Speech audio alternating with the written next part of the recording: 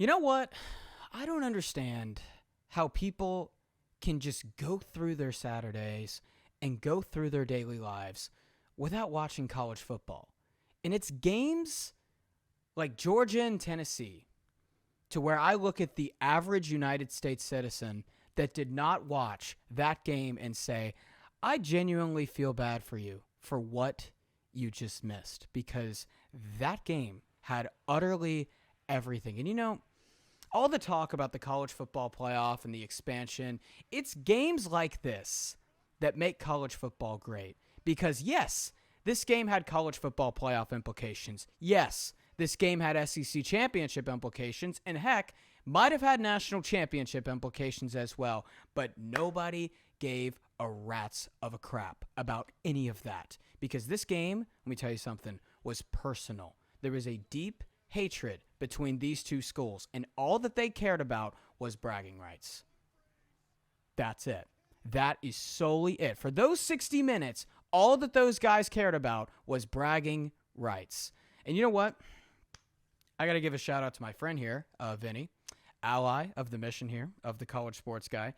He described this game perfectly, and I want to echo this. He said it was like watching a heavyweight boxing match between the seasoned guy who was right in the middle of his prime, who seems just unbeatable, against the young guy, kind of, who's burst onto the scene, but he's not quite there yet. Still has a little bit to go, but once he puts it all together, he's got all of the traits in the world to be just as good as that other guy.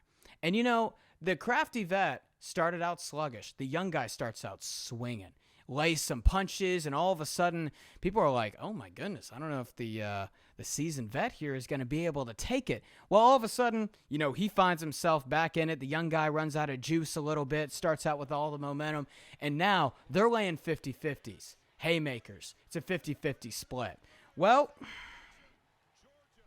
all of a sudden, in the midst of the 50-50s, the young guy still got a little bit of a lead, and he's got a chance to lay a massive uppercut here on this seasoned vet. And instead of just going all out for it, he decides to keep a little bit of a defensive positioning and get a little conservative.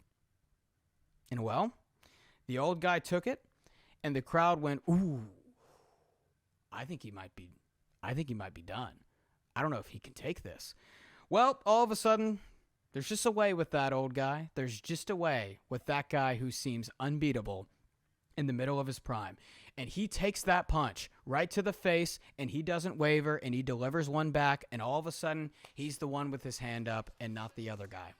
That is exactly what Georgia and Tennessee was on Saturday. And first off, soul-crushing for Tennessee. A soul-crushing loss. And you can tell a Tennessee fan, hey, you looked great on Saturday. You guys could make the playoff. You guys, hey, you might play them again in the SEC championship. They don't care right now. That's not what they want to hear, because it's not about that right now. It's about bragging rights. And Georgia has the upper hand in this rivalry. And the soul-crushing part for Tennessee is they were the better team last Saturday. Even Kirby Smart, after the game, said, quote, they deserve to win that game in the sideline interview. The advanced metrics agreed. Tennessee, 77% win probability, according to Bill Connolly. College football data gave it an 83%, so the nerds were all over Tennessee in this. But Georgia won this game for three reasons. Three huge reasons. One, close games like this, it comes down to the kicking. Woodring was 3 for 3. Max Gilbert, 2 for 3. Can't blame it all on Max Gilbert, but that's what it comes down to in these close games. Two, Tennessee playing a lot of man coverage with their top two corners out is gutsy. And when you play tons of man, those corners are extremely important to the defensive scheme. Well, they got burned in a lot of instances. Those Georgia receivers came to play, but the main reason, number one reason for this game was Gunnar MFing Stockton. 23 of 31. 304 yards, 3 touchdowns, a 92 QBR. I don't even think the stats do it justice for the resilience, yet the consistency that he played with. And this doesn't show in just his general box score, but the amount of third and longs that Georgia converted where that Tennessee front seven made a TFL or a sack, and it was 3rd and 9 or 3rd and 8, and Gunner just hit the guy every time. In that environment, and 3rd and longs, the 4th and 6th throw to London Humphreys, in that environment, and your first true road start shows the coaching and the culture of Georgia football. That was unbelievable. I did not think that a guy in his first true road start could do something and throw a ball as perfectly as that right in the breadbasket in that environment. That shows the coaching of Georgia football right there. And, there's an argument in the sports science community, we'll call it, where teams winning close games, is it luck or is it an art? I happen to think it's a little bit of both. But I also see the fact that Georgia is 11-2 in one-score games since 2021. 11-2. And back to the boxing example, because sometimes a heavyweight boxing match, it's about being able to take some punches and stay on your feet. And nobody in the world of college football takes punches better than the Georgia Bulldogs. You've got to knock them out. You can't just expect and punch and expect them to just go down. They're not going to go down unless if you absolutely just knock them out. And you know what? I'm not sure if Georgia would have won a game like this last year against a team as good as Tennessee to have scored that many points. Do you think they would have had the firepower at receiver to compete with what Tennessee brought on Saturday to Neyland Stadium? I'm not sure if they would. I mean, you talk about the screen game. This is a little thing, but Georgia was averaging just 5 yards per screen pass last year. 70th in the FBS. Bring in Zachariah Branch, bam, game changer. You bring in Colby Young for a full season. Didn't have that last year. That's also big in itself. Nate Frazier, over 5 yards per carry in this game for him. That's huge. They just seem to have more pop than they did last year. In elite games, in big games, I'm not talking about Georgia Tech, they had to beat teams a certain way. If they played against Texas and their secondary got lit up and their receivers went off, there was probably no answer they had for that game. They had to dumb Texas down to their level and drag them down there and beat them with experience. And that's what they did last year in a lot of instances. Again, no one takes punches better than Georgia football. This one was different. Georgia seems to have the pop that they didn't have last year. I also believe, in other words, that Georgia survived their toughest test of the year. I think playing against that football team in that environment is as hard as it gets. And on that note, it was soul-crushing for Tennessee. And even though they lost, there is a lot to like about this Tennessee football team. And look, 10-2 last year. A lot of people think, oh, Tennessee went 10-2. It's the Heupel explosive offense, explosives, hitting big gains, receivers beating guys downfield. I've got some stats for you.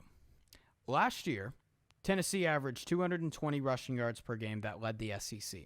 Last year, Tennessee gave up 17.2 points allowed per game. That is the 8th lowest in the FBS, the 3rd lowest in the SEC. Tennessee was 0-2 last year when opponents scored 24-plus points. Tennessee was 93rd in the FBS in passing yards per game, 13th in the SEC. The only teams that were lower, Oklahoma, Kentucky, and Vanderbilt. Tennessee scored 30-plus points 6 times last year. You may think that's pretty good until you realize it was against Chattanooga, NC State, Kent State, Mississippi State, UTEP, and Vandy. The other 7 games that Tennessee played last season, OU, Arkansas, Florida, Bama, Georgia, Kentucky, and Ohio State, they averaged just 20 points per game. They were shut out in the first half in 2 of those games, against Arkansas, which they later on went to lose, and Florida. And here is an interesting stat for you. In the first identity stat here, in the first 7 SEC games of Nico Iamaleava, he had 5 passing touchdowns. Joey Aguilar had 4 touchdowns versus Georgia. The only other guys post-COVID to throw for 4 touchdowns against Georgia were Bryce Young and C.J. Stroud. That's it. The list ends there with those three. So what's my point here? What's my point? I think this Tennessee team can win a football game in a lot of different ways. And with how good Tennessee's been in the Heupel regime, I'm not sure if you could say that about any Tennessee team under Josh Heupel. They've been really good these last few years at winning games one way. The first couple years of the Heupel regime, it was all about the offense. You need to outscore the other team in a shootout. Well, last 2 years roll around, and they don't get what they expect at QB, and they all of a sudden have to adjust. And they won games through their defense. And basically, how Tennessee won games last year was, okay, we're going to play through our run game. We're going to rely completely on our defense. We're not going to beat teams over the top with explosives. So we're going to hope and pray that those teams that we're playing do not break our secondary. Because if our secondary breaks, the game is over. Georgia, for example, last year. Ohio State, for example, last year. This team doesn't have to win like that anymore. Even though, here's the crazy part, they probably can win like that against a bunch of different football teams. I mean, the front seven. This front seven can go out and win you a football game. 3.6 yards per carry allowed last Saturday against Georgia. 6 TFLs, 3 sacks. This run game can go out and take over a football game. Look, I know it's Syracuse, but 250 rushing yards and 6.5 yards per carry in that game. These receivers, here's the difference here. I mean, not only is it Joey Aguilar, which we'll get to, but the receivers, Chris Brazzell, hello? Welcome to the NFL draft process. Chris Brazzell, holy moly. Braylon Staley, Mike Matthews, Miles Kitselman. This receiving core has taken such a massive step up from last year, and it is so, I want to call it unexpected, because everyone looked at this receiving core and assumed, this is really going to drop off. This offensive line. Joey Aguilar threw just 9 passes under pressure. 24%. Average in the FBS, we're sitting at around 30 to 35 against probably the best front seven that Tennessee's going to play all year. And I talk about the O-line. I talk about the receivers, the run game, front seven. But most importantly, if we learned anything on Saturday, Joey Aguilar can go out and win you a mother effing football game.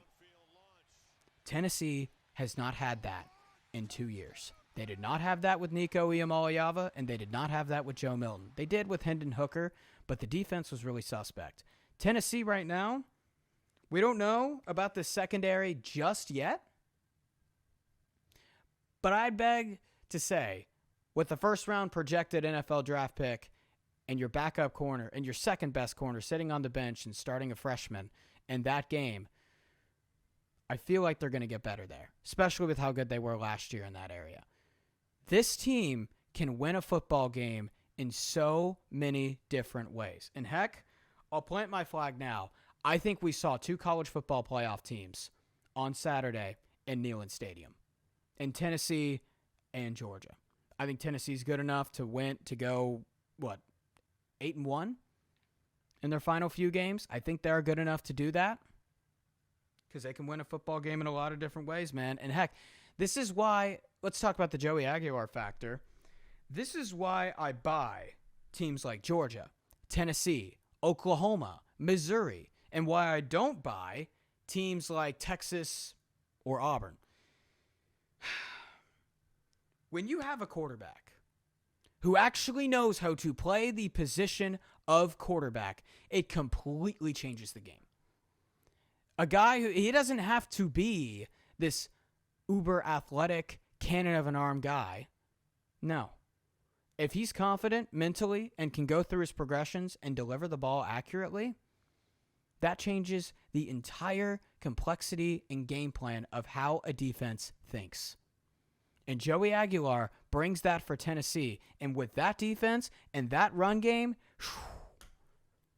we got a complete football team who will probably be in the national championship picture.